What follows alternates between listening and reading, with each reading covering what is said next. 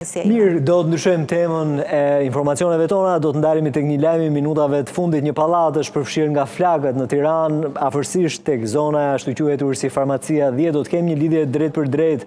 gazetaren Sara Demushi në lidhje telefonike. Sara, të përshëndes. Jemi duke transmetuar pamje nga vendngjarja. Flak, shtollunga tymi, lutem thuaj diçka më shumë. Çfarë po ndodh? Një pallat në rrugën 5 Maj është përfshirë pasditën e kësaj të martën nga flakët. Deri në këtë moment bëhet me dije se vijojnë të jenë flakët të pranishme në këtë pallat, pavarësisht ndërhyrjeve që është duke kryer nga ana e shërbimit zjarfikës, ndërkohë ende nuk dihet saktësisht nëse ka persona të dëmtuar apo të lënduar si pasojë e këtij zjarri dhe ende nuk dihet saktësisht se cilat janë shkaqet e këtij zjarri të bërë me dije ditën e sotme për këtë zjarr në këtë pallat dhe nuk dihet saktësisht sa i përket shkaqeve të zjarrit. Ndërkohë nga ana tjetër, lidhur me këtë ngjarje të minutave të fundit, bëhet me dije se gjithë zona është nën pushtetin e tymit për shkak të zjarrit që ka përfshirë në fakt fasadën e pallatit në zonën e 5 Majit, ndërkohë janë shërbimet zjarfikse të cilët janë duke ndërhyrë. Deri në këtë moment nuk ka një reagim zyrtar nga ana e policisë së Tiranës. Pritet nga momenti në moment të ketë edhe një sqarim të këtij zjarri të regjistruar pasditën e sotme në kryeqytet, ku siç e theksova edhe më herët, janë shërbimet zjarfikse të cilët janë duke bërë punën e tyre për të bërë të mundur neutralizimin dhe vënien nën kontroll të flakëve të cilët kanë përfshirë fasadën e një prej pallateve në kryeqytet, ndërsa për shkaqet ende nuk dihet saktësisht se cili ka qenë shkaku i këtij zjarri në këtë pallat në zonën e 5 Majit. Ne kemi arritur të sigurojmë edhe një video të momentit ku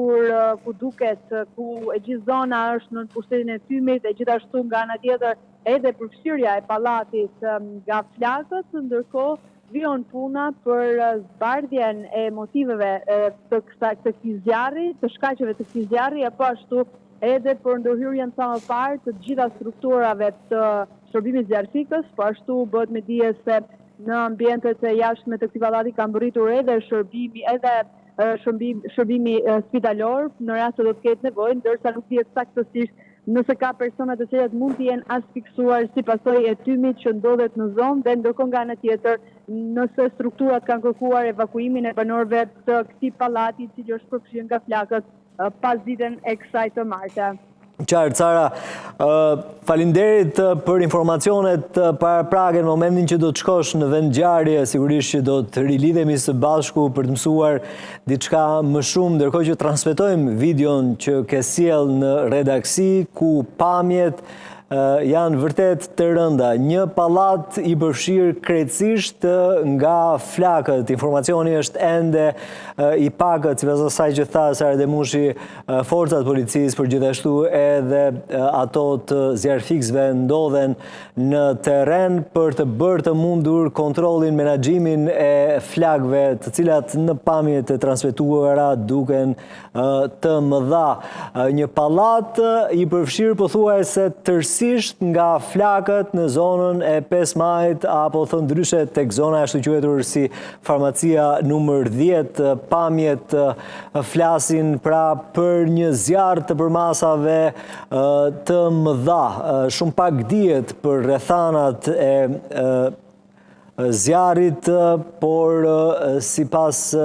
informacioneve paraprake, pra një pallat krejtësisht është në pushtetin e flakëve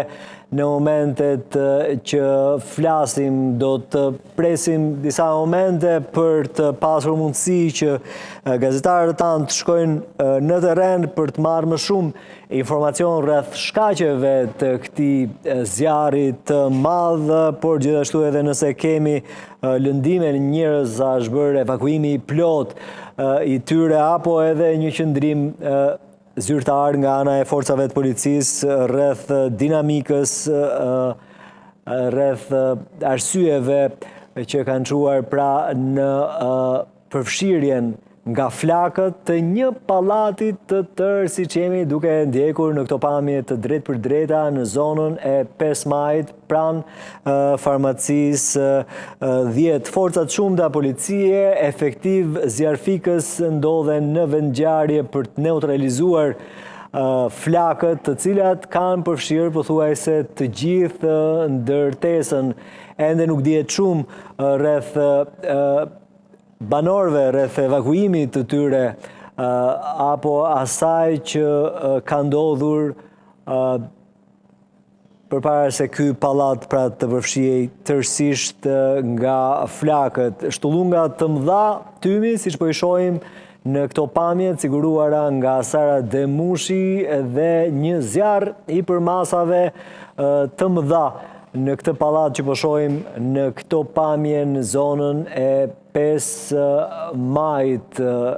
Do të kemi mundësi në minutat në vijim që të mësojmë më shumë detaje rreth kësaj ngjarje, e cila për momentin është në zhvillim. E sipër do të kemi mundësi që të zhvillojmë lidhje drejt për drejta nga tereni me gazetarët tanë për të mësuar rreth evakuimit të banorëve që ndodheshin në këtë pallat, apo edhe të situatës së sigurisë